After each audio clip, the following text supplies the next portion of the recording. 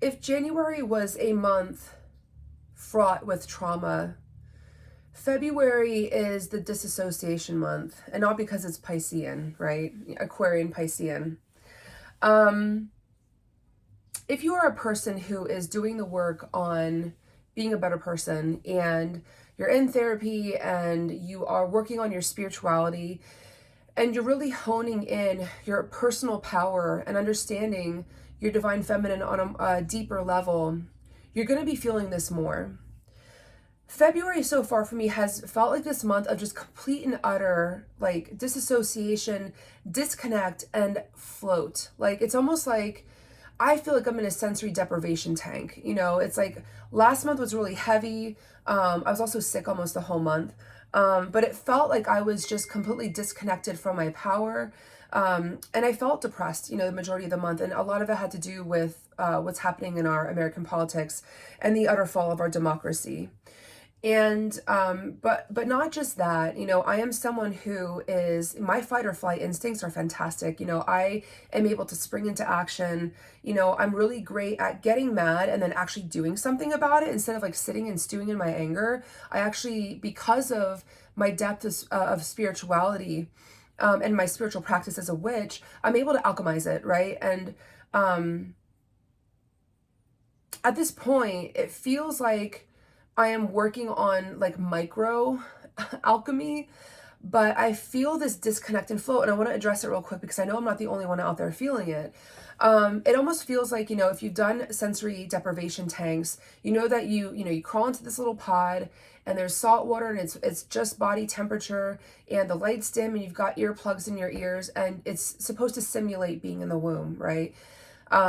You are just floating and you are flooded all of a sudden with all of your thoughts, because that's what's designed to happen, is that our brains are controlled by all of our social conditioning. And so it's always going to be like, I'm not going to give you a moment's peace if you're trying to find peace, right? And so all of a sudden you're floated with thoughts and your body is struggling to relax and your mind is struggling to complicate this experience.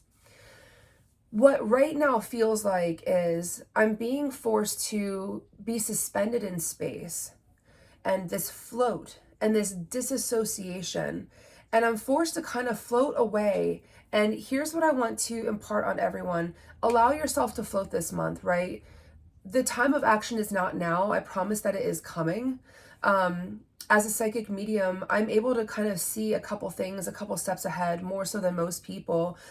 Even going back to before Helene, 6 months before Hurricane Helene had hit Asheville, I was already seeing my clients in readings like handing out water bottles and doing humanitarian work in rubber boots in Asheville and doing cleanup. And I didn't really know why they were doing it. I was like, oh, what's going to happen in Asheville? Like a particularly crazy music, event or something. I didn't know what it was, but I saw it happening. What I've been seeing in my readings right now are people in complete and utter civil unrest taking to the streets, but not just that, but civilians becoming like civilian journalists in a way and documenting from a place similar to how TikTok is designed to be, that we're able to deliver news of what's truly happening from a civilian standpoint. It's not being filtered by our government, right? I'm seeing a lot of that happening in the future, but right now is not the time for that. It's the time to allow yourself to float, because here's the thing, and this is what it's designed for, is that when you float, at first all of your thoughts of like what's happening right now and like what is the problems and what are you feeling and like everything that's right here is going to come rushing at you.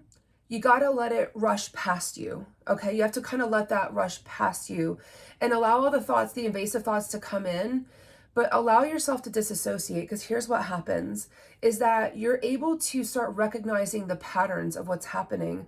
You're going to start to realize that the disappointment, that the rage, that the anger, the frustration, and all the helplessness that you're feeling for yourself and other people, this isn't the first time, right? It's not like this is like a brand new thing. We're like, oh my God, this has never been done before. This has been happening for centuries, and our culture, and specifically American culture, is particularly exclusionary and violent, right? So I want you to be able to sit in this disassociative state. And this is where I pulled a couple cards ahead of time to kind of get ahead of this. But right now, the energy that you're in is Ace of Wands. And wands are all about passion, right? What I want you to isolate what is making you feel like passionate. What are you passionate about? What makes you angry? I want you to focus on the bigger picture wound instead of like what's right in front of you, right? It's easy to focus on, women's history being erased right now as it's happening on government websites. And it's hard to watch trans people have every single fucking right that they have ever had that was legally theirs to have being revoked from them. It's hard to eventually watch our educational system get even further scrubbed by the alt-right Christian groups, right? Because ultimately, at the end of the day, they love to keep us dumb. But all these things you can get mad about, but I want you to think about the bigger wound here while you are in this flotation kind of device. And it is designed to keep you in this float space. Focus on the bigger wound and what that looks like. Ace of Wands is that bigger wound. It's that bigger theme, that bigger story of what's truly happening, right? And at the same time, your challenge is going to be Wheel of Fortune. Wheel of Fortune is about turning lack into abundance. You may be feeling a lot of lack right now, and then there's this weird space like right here. It's like there's space of this lack space that January was.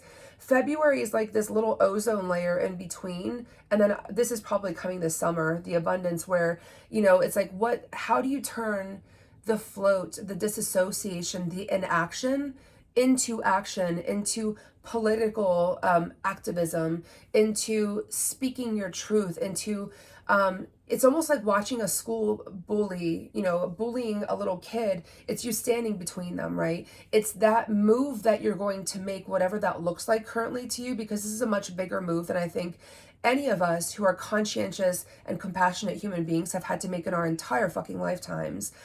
There is a float, there is a disconnect before there is a reconnect, right? And it's almost like when the system's broken, you have to kind of unplug it to plug it back in. I think we're in the middle of that portion right now. Allow yourself this month to do a lot of daydreaming. Excuse me. I've been sick since I've been back from Christmas. It's been so frustrating. Allow yourself to disconnect and daydream. This is the time to journal. This is the time to go out and stare at the moon and the stars. Look at all the planets that are lined up around, that lunation. Look at the community around you and how people are starting to communicate. It's the time to kind of be quiet and not be speaking, but be listening, right? And then the step after that, and that's what's going to be coming in months, and this is the outcome of that kind of like introspection. Knight of Pentacles energy. Knight energy is about action. It's about having a plan. Pentacles is around your self-worth. This is a really great outcome card, because I think that if you understand what you're passionate about, what you're angry about, but you look at the wound and you realize it's a lot deeper than just a month-old wound. It's actually a couple centuries old. I want you to start doing some of the research around what has been happening for the past few thousand years around the erasure of our culture as divine feminines. You start to realize that there's a lot of lack there, and you're in this space of okay, well, what's between the lack and what's the action plan, right? The abundance. And then you kind of leap forward, okay? That's not for right now. That is what is to come. But I just want to reiterate that right now, allow yourself to float. Oh my God, the rainbows. Allow yourself to feel the discomfort of what float does, because it makes you feel like you are completely inactive. It makes you feel inert, and it makes you feel spiritually stagnant. We have to kind of experience this stagnancy and also this quiet before everything kind of erupts and action begins. And I just want you to be comfortable with that. Now is also the time, and I wouldn't say, yes, evolve your spirituality, kind of get more deeply into it, but now is the time to educate yourself, all right? So here's your homework out of this reading. Go to a fucking library, get yourself a card, and get a book. Whatever it is, when you understand where your passion lies, I want you to take this time of quiet and float, and I actually do want you to do something around it. So put down your phones, for Christ's sakes, put down your phones and read a book. It's educate yourself, get some history on it, and better understand the depth of this wound so that you know how to heal the wound. that is the whole point of this quiet space in February, is you have to kind of feel the festering of that wound in order to say, okay, like I'm done, like I can't live with this wound anymore. It's stopping now and it's ending with me. This is that float time. Allow yourself this time because it's going to be a really active next few months, especially I would say March and April are going to be wild. So take care of yourself during this time and just try as best as you can to ground yourself as much as you can. Thanks.